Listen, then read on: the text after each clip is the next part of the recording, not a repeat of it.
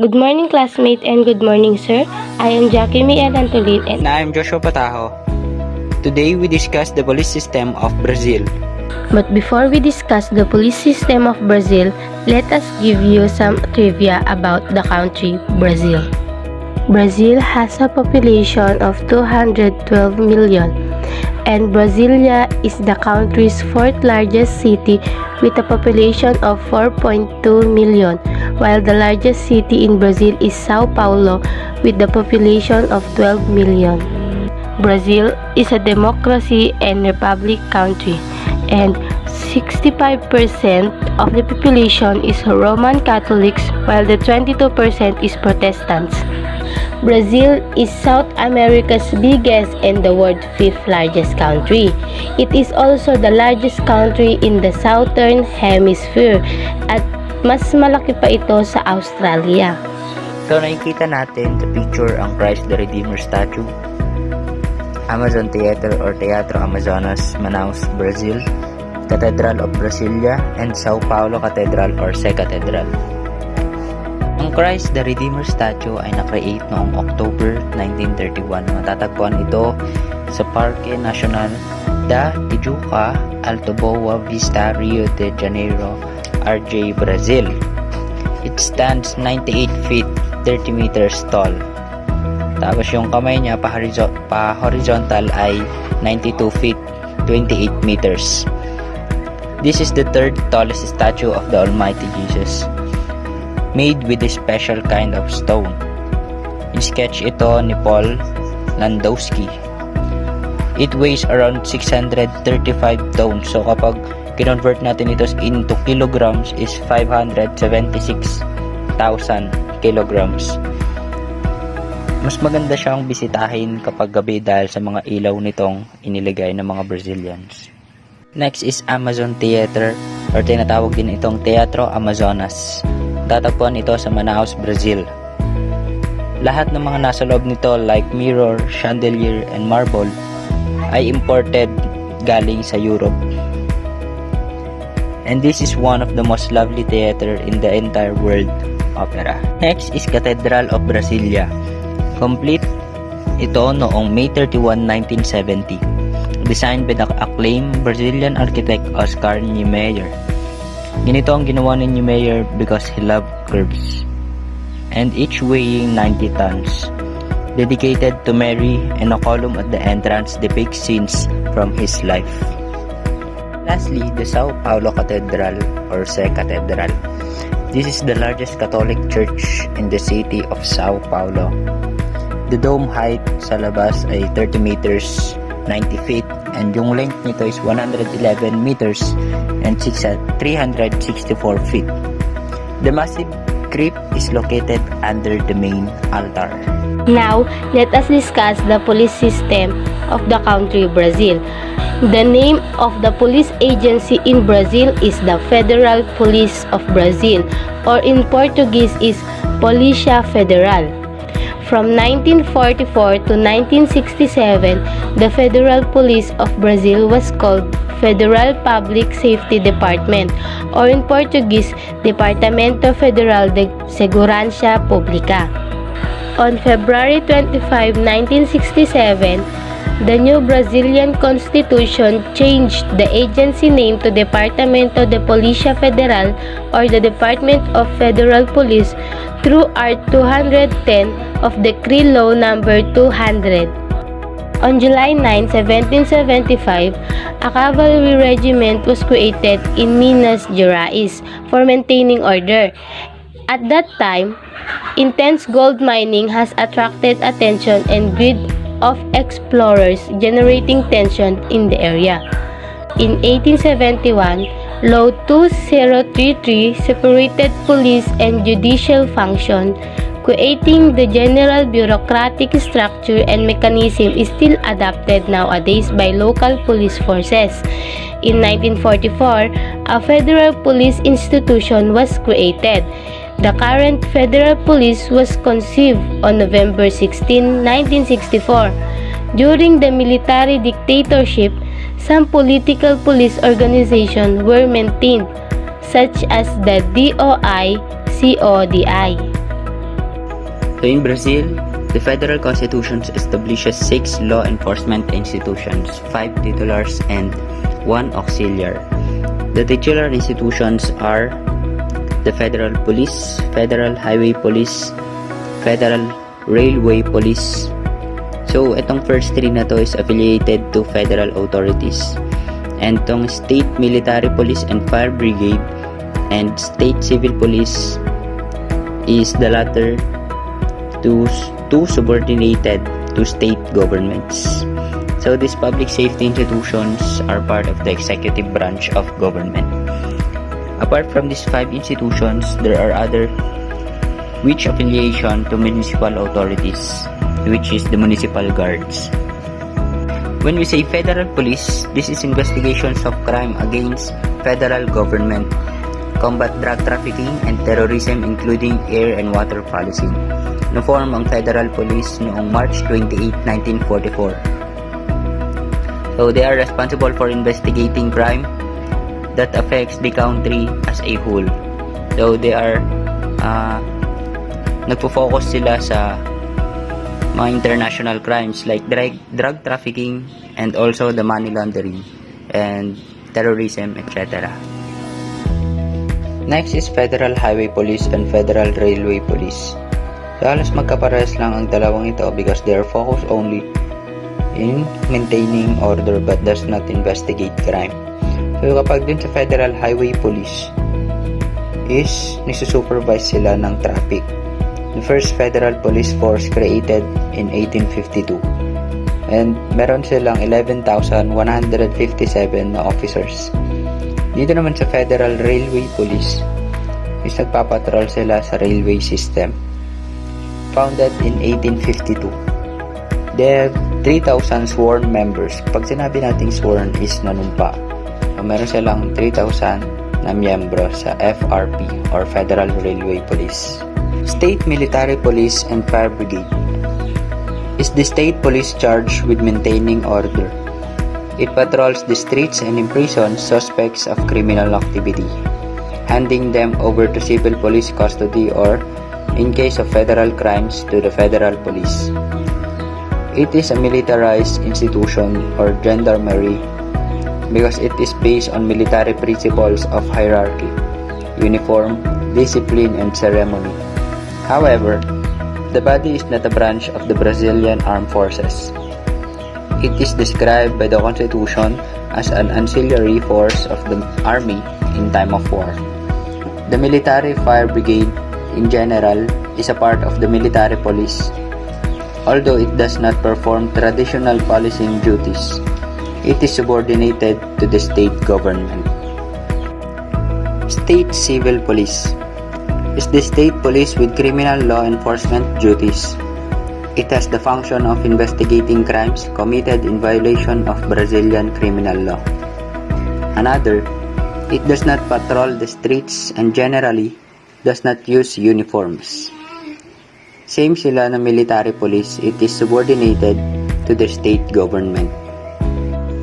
Lastly, the municipal guards.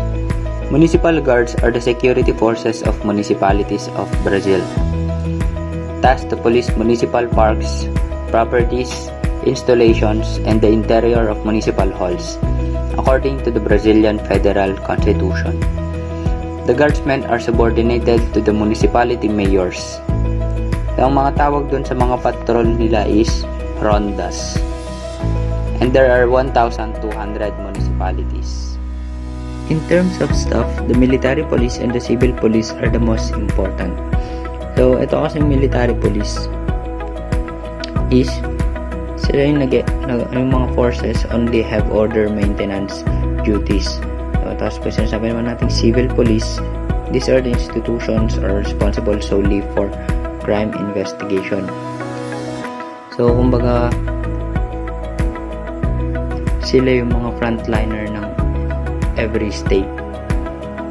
Kaya sinasabi nilang sila ang the most important sa Brazil. Although, in terms of headlines and prestige, the federal police concentrates most of the media attention. So, dito naman sa federal police, ito kasi is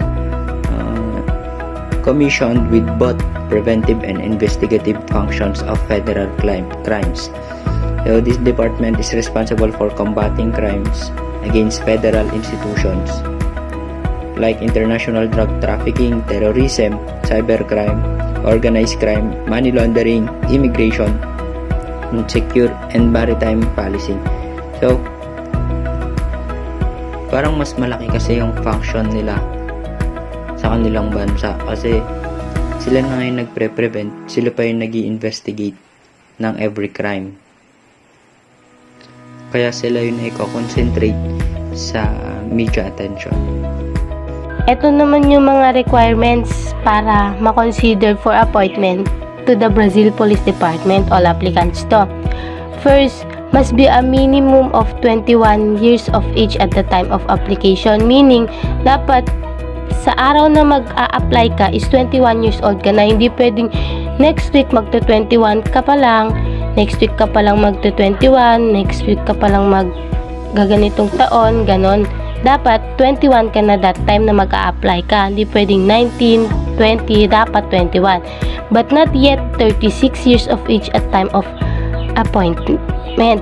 Meaning to say, hindi pa 36 yung taon mo. Kung mag-a-apply ka man, dapat between 21 to 35, something like that. Second, must be a high school graduate or have a GED.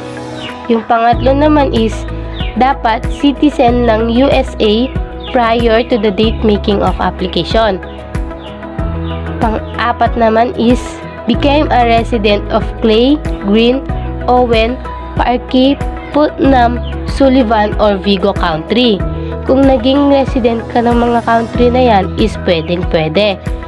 Fifth, must have and fifth is dapat merong maintained driver license, meaning yung maayos siya, hindi siya suspended, hindi pa expired, o yung hindi na nababasa, ganon, dapat maayos siya. Six is must keep the Brazil Police Department notified of addresses and telephone information changes if you want to remain on the list of appointment.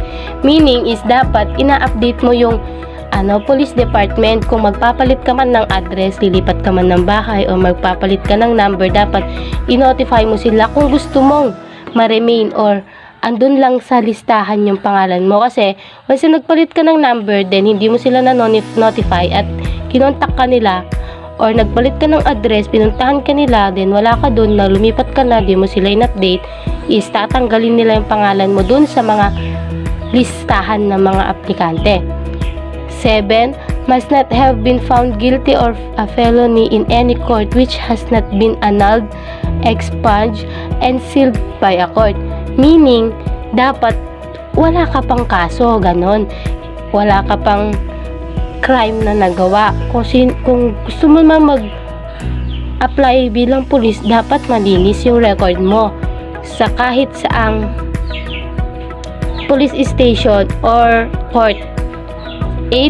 Must not have been found guilty of any misdemeanor, family, domestic violence, and battery. Ito din, babagsak din dun, parang sa number 7 lang din. Dapat talaga, pag mag-a-apply ka kasi ng police, is dapat malinis lahat yan. Syempre, sino ba naman paano ka ng batas tapos ikaw mismo merong kaso or may record ka sa police station. 9. Must not have an active protective order, restraining order, or no contact order against applicant. And 10. Must complete application as specified and provide all requested material. Meaning, dapat lahat ng kailangan is meron ka. Or lahat ng nabanggit dyan is goods or pasok siya, ganon. The ranks listed below are the valid for those state military police agencies such as PMMG, PMESP, PMERJ, and others, and are listed respectively from higher to lower ranks. Comandante General or General Commander, Colonel Commandant of a military police department or station on the designated city, Colonel or Colonel, Teniente Colonel or Lieutenant Colonel. Major, Capitao or Captain. First Teniente or First Lieutenant. Second Teniente and Second Lieutenant. Aspirante, Official or Cadet, Student rank. Subteniente or Under Lieutenant. First Sargento or First Sergeant.